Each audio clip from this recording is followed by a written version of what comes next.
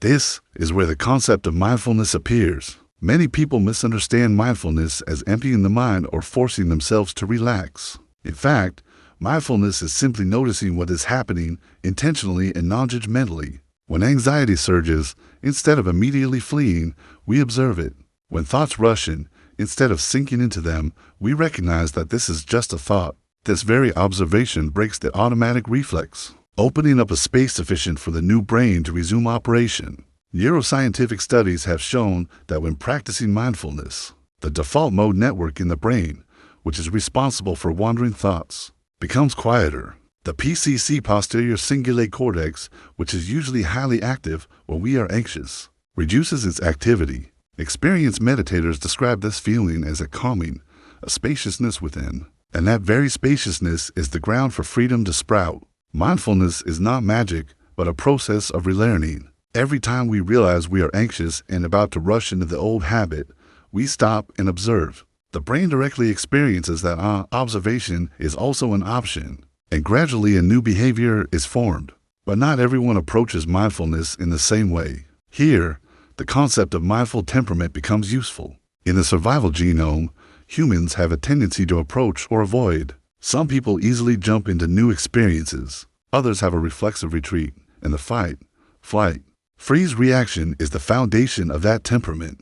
Identifying one's temperament helps us understand why we often fall into certain patterns, and thus know how to adjust. For example, a person prone to avoidance may find mindfulness overwhelming when they have to sit still and observe anxiety right from the start.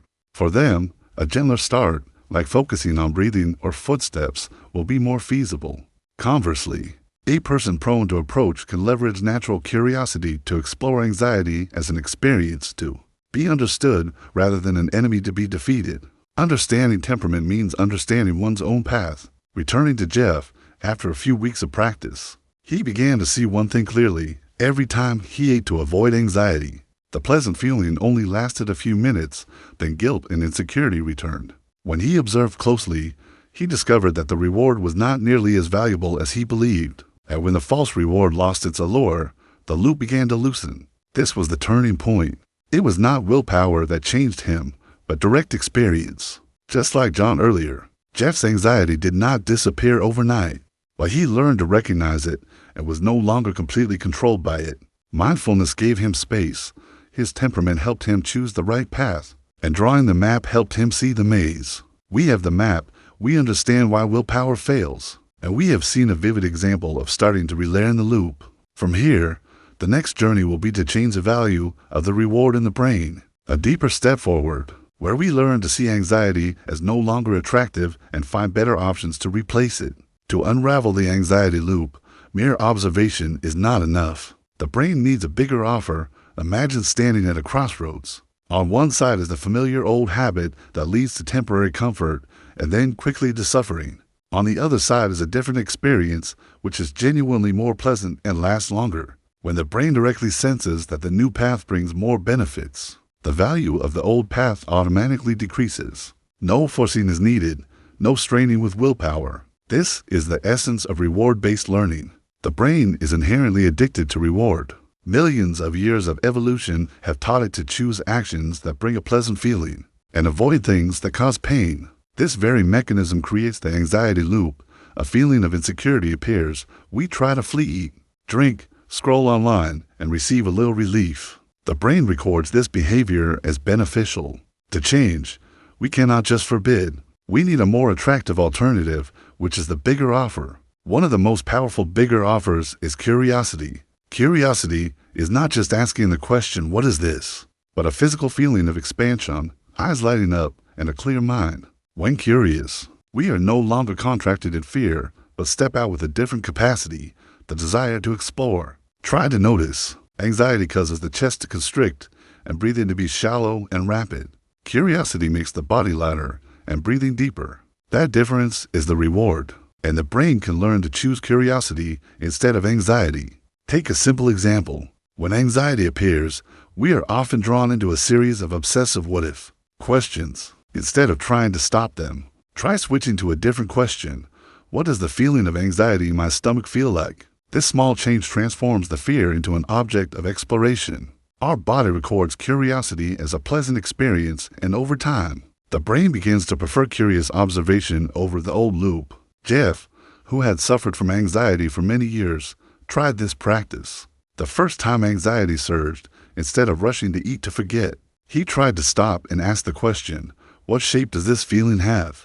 Initially, he felt a hard lump in his stomach, a fast heartbeat, and a dry throat.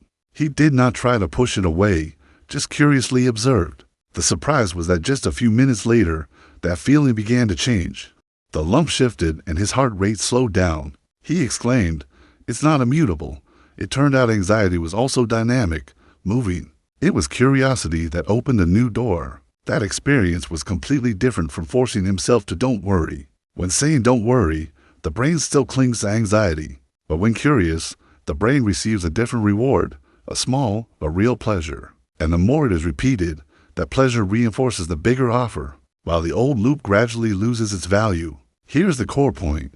Change does not come from defeating anxiety, but from offering the brain a more appealing alternative. Anxiety is like a greasy meal. Eating it immediately relieves hunger, but leaves you feeling heavy afterward. Curiosity is like a light, nourishing meal that leaves the body feeling light for a long time. When the brain tastes both, it will choose the better one, as long as we give it a chance. Curiosity also has another advantage. It is easy to practice in very small situations. You can be curious about the feeling of your heart beating, about the drop of sweat rolling down your forehead, about the sound of rain outside the window. Any moment can be an opportunity to practice the bigger offer, and as they accumulate, those moments become a network of new experiences, preventing the anxiety loop from dominating. Jeff's story shows a paradoxical truth. When he stopped trying to escape and turned to curiosity, anxiety lost its power on its own. It was in the act of looking straight that another path was opened. It was neither escape nor combat, but choosing a different, bigger, better experience. One of the simplest practices to train the bigger offer is learning to find pleasure in what is typically considered unpleasant. Imagine a usual gray, rainy day. Many people will frown. Rain causes traffic, wets clothes, and delays plans. Anxiety often seeps in from these trivial things. But if we change the lens, we can discover another world. The sound of rain on the tile roof, the smell of damp earth rising, the cool sensation on the skin. Rain is no longer an annoyance, but becomes an object of exploration. This small shift is the core. Anxiety often makes us focus on the negative side, while curiosity opens up the positive side. A patient once shared that whenever it rained, she usually felt restless, as if imprisoned indoors. But when she practiced looking with curiosity, she began to enjoy observing the water droplets accumulating on the window pane, forming patterns. One tiny detail was enough to transform the experience from heavy to light. When curiosity has been sown, the next step to sustainably nurture the bigger offer is loving kindness. If curiosity opens the door for the brain to escape anxiety, loving kindness brings the warmth that makes the brain want to stay. Loving kindness is not just a kind feeling, but a physiological state. The body relaxes, the heart expands, and the mind becomes less contracted. Practicing loving kindness, for example, by imagining sending wishes of well-being to a loved one, makes the brain receive a stronger reward than any avoidance behavior. Compare this. Anxiety constricts the body, making the chest feel tight. Loving kindness expands it, making breathing deep and warm. That difference is clearly felt, and the brain remembers it. When the reward of loving kindness is strong enough, the brain will choose it instead of the anxiety loop. I once witnessed a medical student who, every time she was stressed, severely self-criticized. "I'm incompetent. I will fail." She lived in a loop of self-torment. When she began practicing loving kindness, she tried whispering to herself, "May I be well. May I be peaceful." At first, the words sounded fake, but gradually she noticed her body tense less and her heart rate slowed down. From self-torment, she learned self-comfort. That was a true bigger offer. However, on this journey, there is a subtle trap, the why loop. Anxiety is very good at creating endless why questions. Why am I like this? Why can't I control it? Why don't others understand me? At first, asking why seems to help explain, but in fact, it prolongs the rumination. Each question leads to an additional layer of anxiety, and the brain considers the very endless analysis as a beneficial behavior, while it only feeds the loop. The why trap makes us think we are solving the problem, but we are only lost in the maze. People with anxiety often torment themselves for hours digging into the origin, with the hope of finding a solution. But the old brain does not understand distant reasons. It only knows how to immediately reward the obsessive thinking behavior, with the feeling of at least I'm doing something, and so, the loop continues. The way out is not to forbid asking, but to shift from why to what is happening now. Instead of why do I always fail, try what feeling is in my chest right now. Instead of why am I not like others, try right now. What can I do to breathe easier? Mindfulness of the present breaks the why loop, bringing the brain out of the maze. Curiosity, loving kindness, and escaping the why loop are three powerful bigger offers. They are not distant philosophies, but specific physical experiences. The smell of damp earth on a rainy day, the warm breath when wishing oneself well, the feeling of lightness when stopping the digging into the past. It is these practical rewards that are powerful enough to make the brain relearn to choose a different path. Anxiety does not discriminate by status or profession. Even those who dedicate their lives to studying and treating it can be overwhelmed. I once experienced a sudden panic attack right during my hospital shift. Amidst the array of machines, medications, and skilled colleagues, I suddenly felt my heart pounding erratically, my breath short, and my mind racing. The feeling was exactly like what I always reassured patients. You are not about to die. This is just a panic attack. Reason knew, but the body would not listen. That moment was a bitter but valuable lesson. Anxiety is a universal experience. No one is outside of it. It made me more deeply appreciate what patients endure. At the same time, it forced me to practice what I preached: observe, acknowledge, and find a bigger offer right in the middle of the storm. I began to mindfully focus on my heart rate, on the overwhelming anxiety, like a curious researcher looking at a test sample.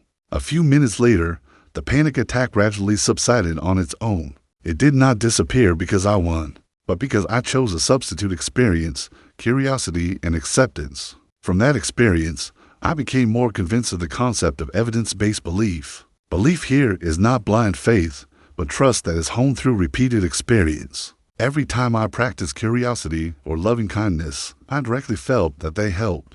The brain remembered that, and gradually a new belief formed. I can rely on these tools. This is a belief that does not need shouting or self-suggestion, but is built with the evidence of one's own experience. A patient once told me, "I can't believe that just sitting still and observing could change my life." I replied, "Don't believe me. Try it and let your own body provide the evidence." A few weeks later, she returned with a slight smile. "I see a difference. I'm not always successful, but I'm clearly no longer entirely dragged along by anxiety." That is evidence-based belief. Mindful living with anxiety is the destination of this journey. Like an alcoholic learning to live without relying on intoxication, we learn to live without letting anxiety control us. That does not mean anxiety disappears. It will still appear. But instead of nurturing it, we observe, smile, and choose the bigger offer. This mindfulness is not a what-I'm state, but a choice repeated moment by moment. Imagine a normal day. You wake up and anxiety pays a visit like an old guest. Instead of panicking, you invite it to sit down. Pour it a cup of curiosity. What do you look like today? Instead of running away, you send it a spark of loving kindness, wishing both of you well. In that mindfulness, anxiety is no longer an enemy, but becomes a reminder signal. Return to the present. Choose the better path. The 3 steps of learning have completed the picture: mapping the loop, devaluing the false reward, and finding the bigger offer. This is not a magic formula, but a path of relearning for the brain. Like learning to play a musical instrument, we need to practice, make mistakes, adjust, and practice again. But the more patient we are, the clearer the new music sounds. Mindful living with anxiety does not mean a life without fear. It means living fully, even when anxiety is present. We are no longer dragged away by it, but can choose how to respond. And this very choice is true freedom. What remains after this book is not a set of formulas, nor is it optimistic rhetoric. What we carry is a new pair of glasses to look directly at anxiety, no longer viewing it as an enemy to be destroyed, but as a loop that can be relearned. That perspective is enough to completely change the way we live. The most important lesson is, anxiety feeds itself through habit. It needs a trigger, a behavior, and a false result. If we only use willpower to resist, we only make it stronger. But when we map the loop, clearly see the false reward, and then give the brain a bigger offer: curiosity, loving kindness, mindfulness anxiety naturally falls away. It does not disappear, but no longer has control. The paradox is that the path to less worry is not to run faster, but to stop long enough to see, to stop and ask, what does this feeling actually give me? To stop and acknowledge, what I thought was a solution turned out to be a chain. That moment of clear sight opens up a different choice, but no one can make that choice for us. Here rises the question that perhaps you, the listener, need to ask yourself. Are you willing to observe yourself instead of continuing to fight in the dark? Do you have the courage to look directly at anxiety not as a sentence, but as a textbook that the brain accidentally learned incorrectly? Try to imagine if every time anxiety appeared, instead of asking how to escape it, we asked, what is it teaching me? How different would life be? If every anxiety loop became an exercise to practice curiosity, loving kindness, and evidence-based belief, would you still need to fear it? This book does not promise you will never be anxious. It points out a simple truth. Freedom is not the absence of anxiety, but the ability to choose how to respond to it. And that ability is right within your reach. Moment by moment, I want to leave you with one suggestion. The next time anxiety knocks, will you continue to open the old path, or will you try a different way? The way of curiosity, of loving kindness, of mindfulness. The final answer can only be written by you. Thank you for listening. Now, the book vibe says goodbye and see you again. How many pains have cost us the evils we have never happened? Thomas Jefferson's old saying feels like a prophecy for this era, as it seeps into every corner of life, from endless news feeds to long, sleepless nights. There's a book that does not promise to abolish anxiety, nor does it offer a few quick tips for temporary peace of mind. Instead, it overturns the brain's operating mechanism, pointing out that anxiety is not a metaphysical monster, but a very specific loop, trigger, behavior, result.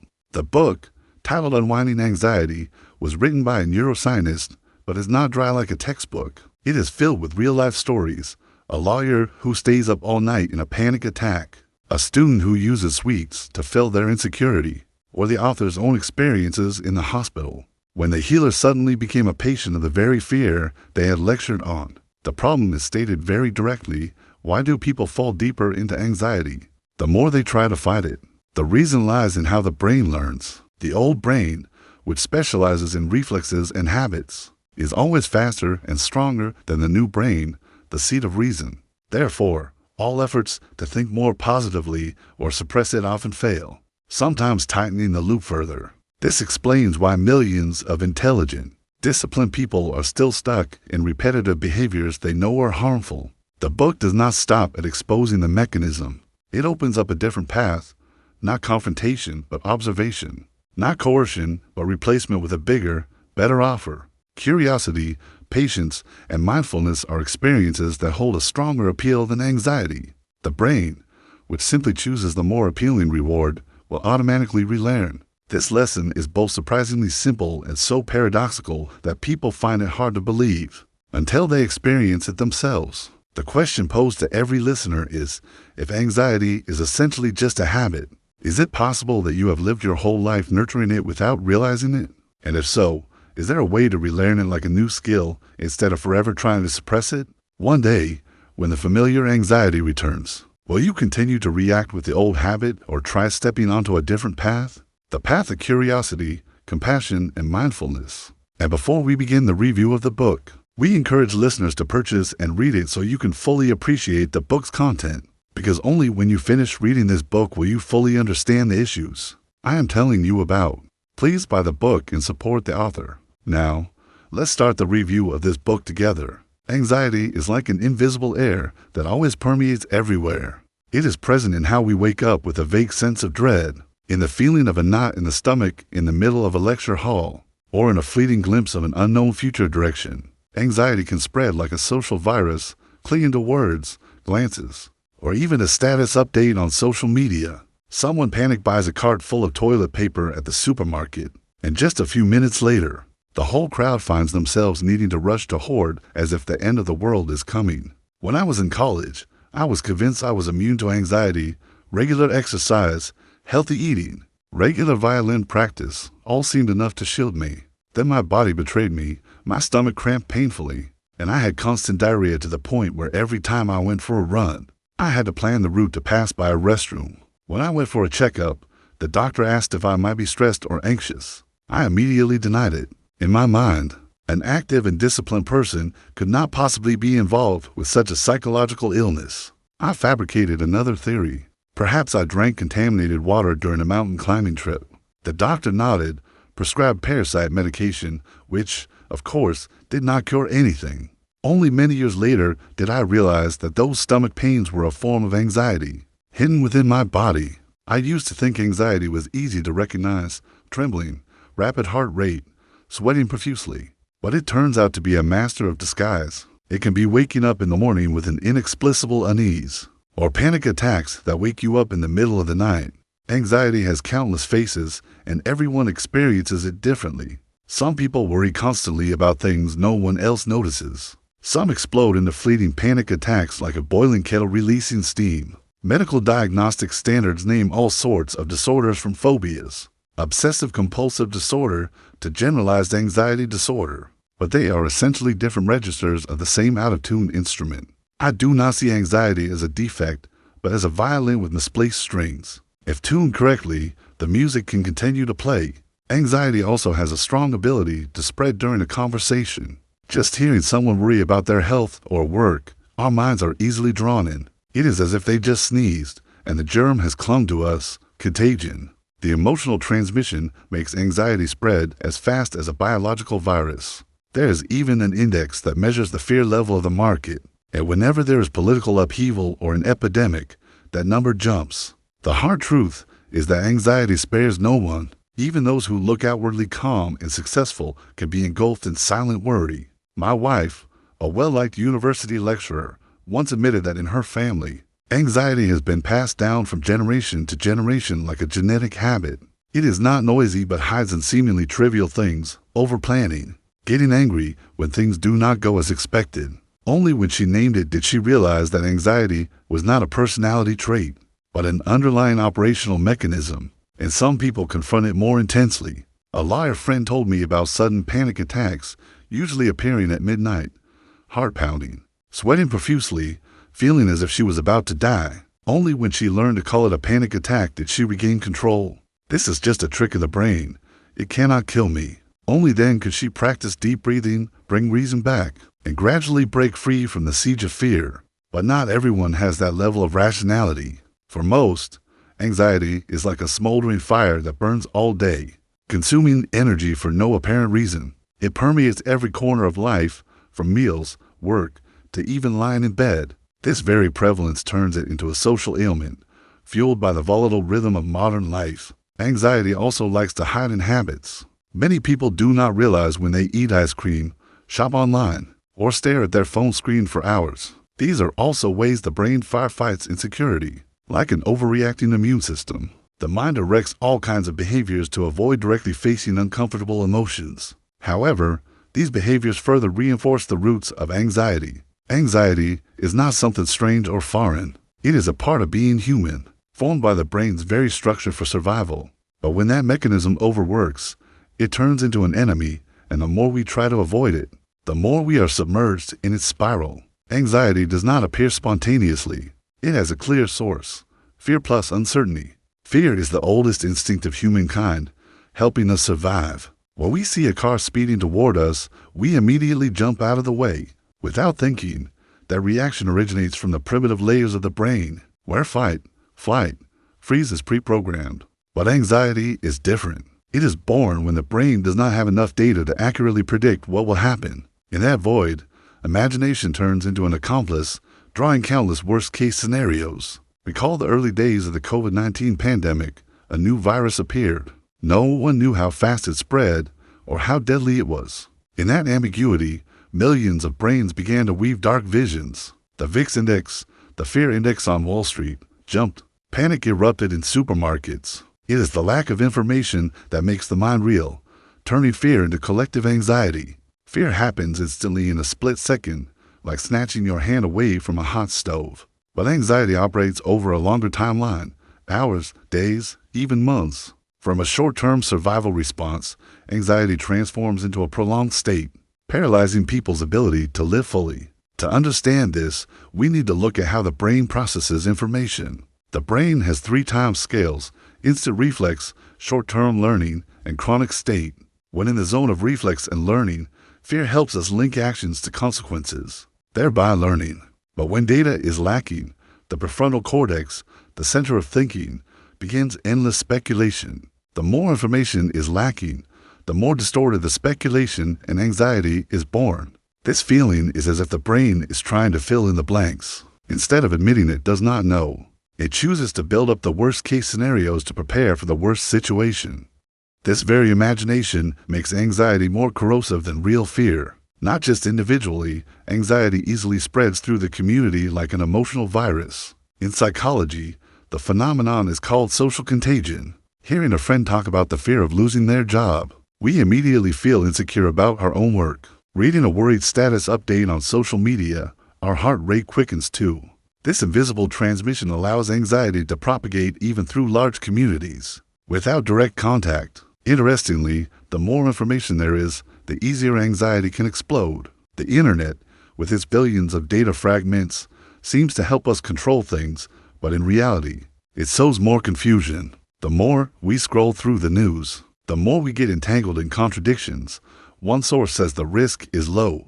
Another source says the risk is high. The human brain hates contradiction, and that very contradiction becomes the fuel for anxiety. Today's world is like a violent flood of information. Every time we type into the search bar, we are flooded with millions of results. Instead of relief, this inundation makes the brain unable to filter, like trying to drink water from a fire hose. And when information is distorted, cut and pasted with shocking flavors added to attract engagement, the level of uncertainty multiplies. The greater the uncertainty, the greater the anxiety. A vivid example during the early days of the pandemic was the familiar sight of empty shelves of toilet paper. Everyone rationally knew that they did not need a whole warehouse of paper to survive. But seeing others fill their carts, anxiety immediately leaped up, prompting us to imitate.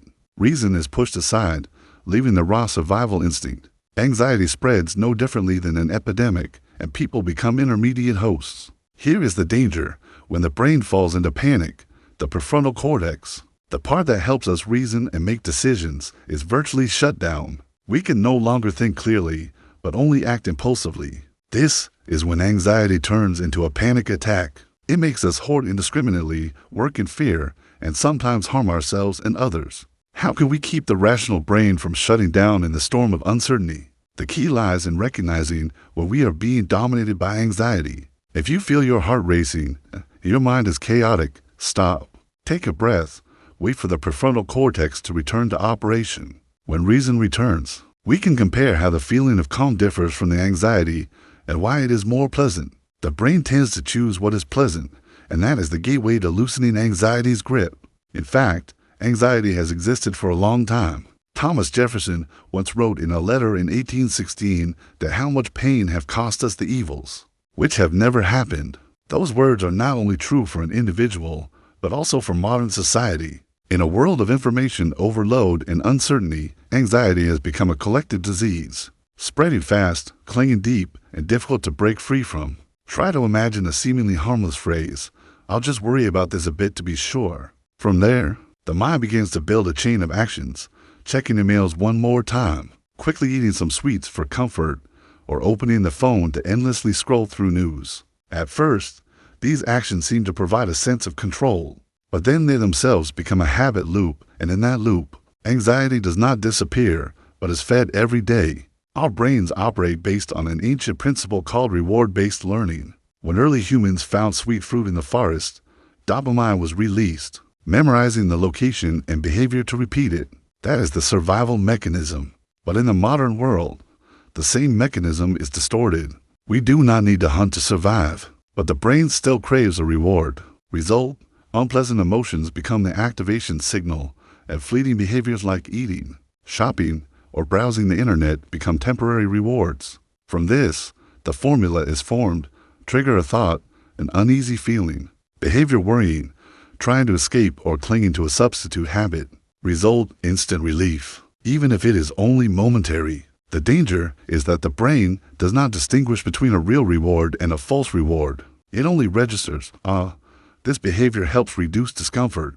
The next time a similar emotion appears, the brain automatically activates the same behavior. And so it goes. Anxiety is reinforced as a habit, even a form of addiction. Look at daily life. When stressed, some people turn to sweets, some plunge into online shopping, and some sit staring at the screen for hours. Each of those behaviors is a way to avoid the feeling of insecurity. But when the candy is gone, the credit card is maxed out, or the phone runs out of battery, anxiety returns more fiercely. Short-term solutions become long-term shackles.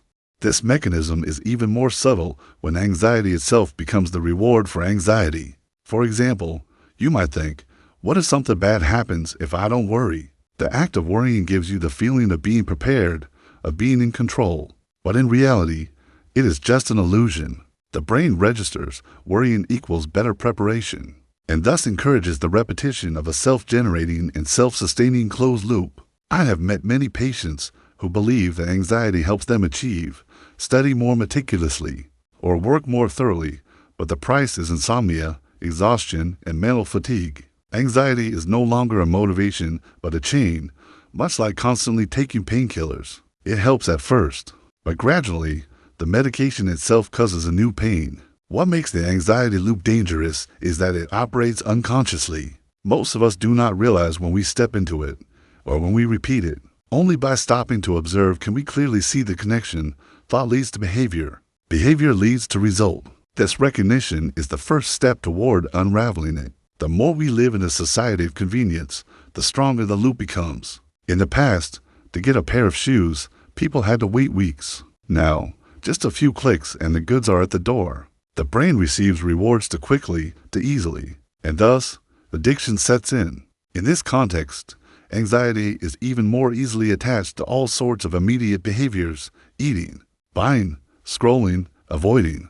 The brain thinks it is protecting us, but it is actually digging a deeper hole. Looking broadly, anxiety is a global habit. Millions of people repeat the same formula every day: insecurity, avoidance behavior, temporary feeling of safety, and each loop tightens the knot further. The chain becomes so tight that many people believe, I was born this way.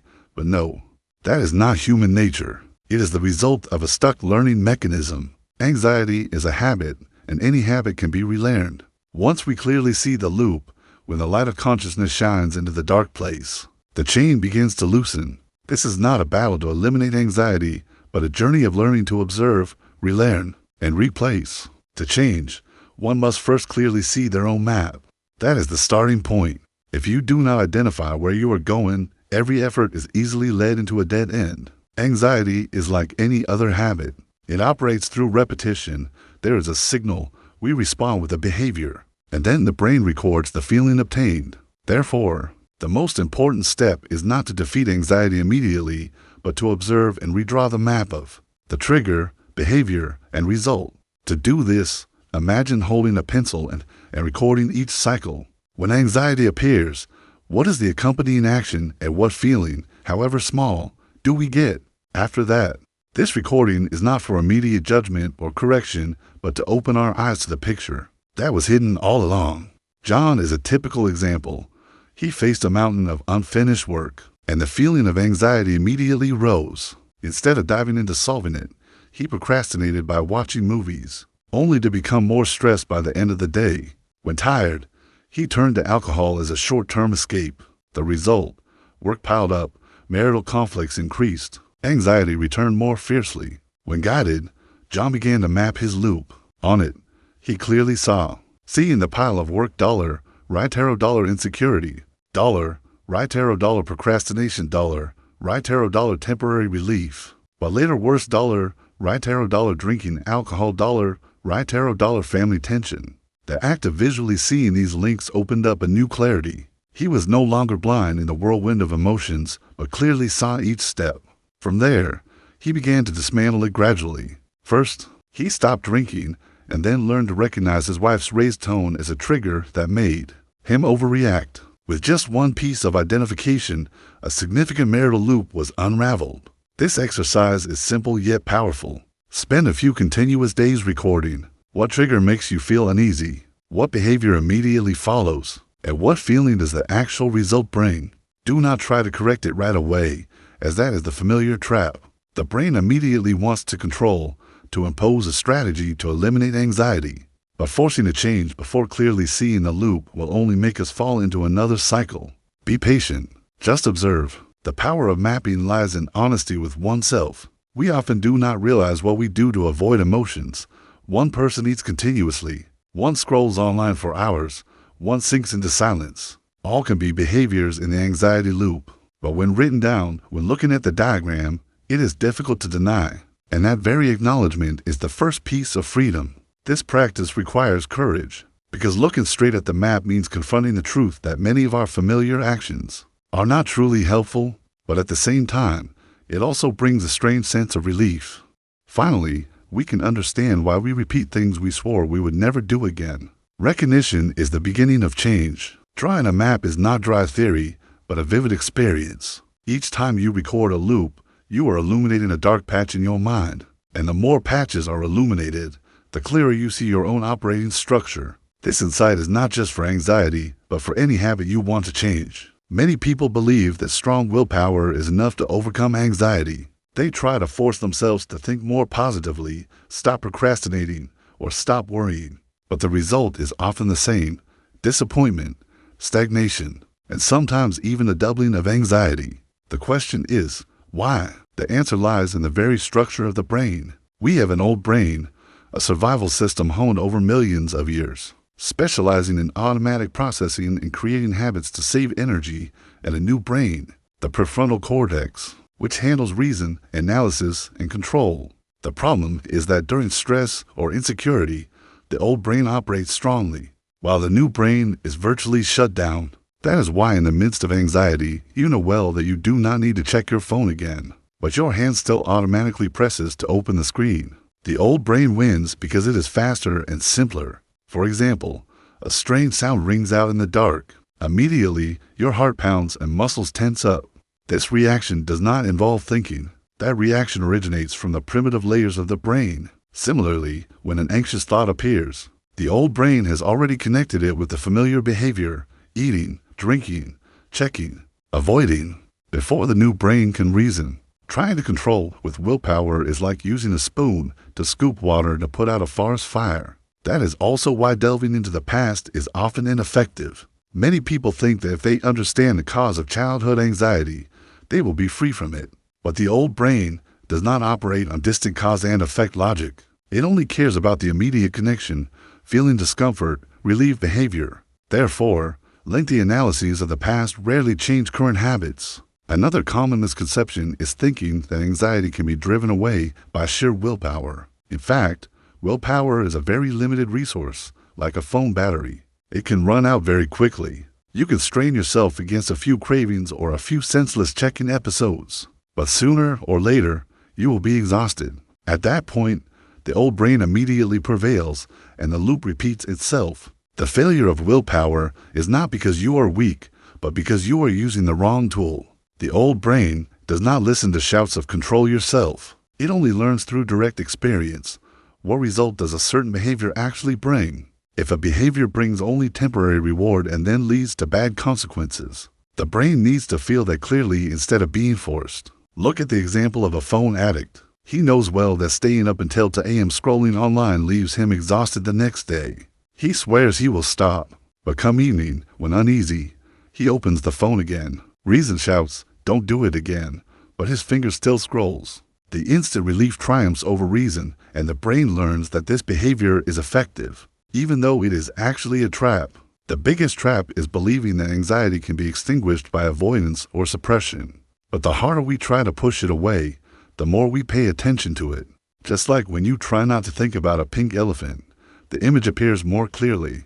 The old brain views the very effort to avoid as a signal, and the loop tightens further. This reality is not pessimism, but a reminder. If we continue to repeat the old strategies, we will continue to receive failure. To change, a different approach is needed, not coercion, but observation and relearning. Many patients have asked me, if I don't use willpower, what should I do? The answer begins with a simple thing: look squarely at the actual reward of the behavior. Every time you are anxious and perform a familiar action, ask yourself, what do I actually get from this? How long does the feeling of relief last? Does it leave an unpleasant aftertaste? When the brain clearly sees the truth, the false reward will gradually lose value. Change does not come from trying harder, but from seeing more clearly. That is an interesting paradox. The more we try to control, the more we lose. The more we let go of willpower and observe honestly, the more opportunity we have. The old brain does not listen to theory, but it listens to experience. Let experience teach it that the anxiety loop is not as valuable as it thought. Jeff had lived with anxiety almost his entire life. He was a middle-aged man with generalized anxiety disorder who suffered frequent panic attacks and whose body became heavier due to uncontrolled eating. His loop was very familiar. Thought of fear dollar, right arrow dollar finding ways to avoid, or escape dollar, right arrow dollar feeling of relief where the brain recorded that avoidance is safe. From there, whenever uneasy, Jeff would turn to food to fill the void. The sweet pastry was an instant reward, but later came weight gain, self-blame, and more anxiety. Cycle followed cycle. The first thing I suggested Jeff do was not to cut out the bad habit immediately, but to draw a diagram of his loop. He recorded every instance of anxiety, every avoidance behavior, every consequence afterward. In this way, he realized that what he thought were solutions were actually ways of feeding the problem. That recognition was like opening a window in a long dark room. Light flooded in, and he clearly saw how he had been living. When Jeff shared his notes, he exclaimed, "I'd have never seen it so clearly. It turns out I had been walking in circles in a maze of my own making." The truth was not easy to swallow, but it was an indispensable first step.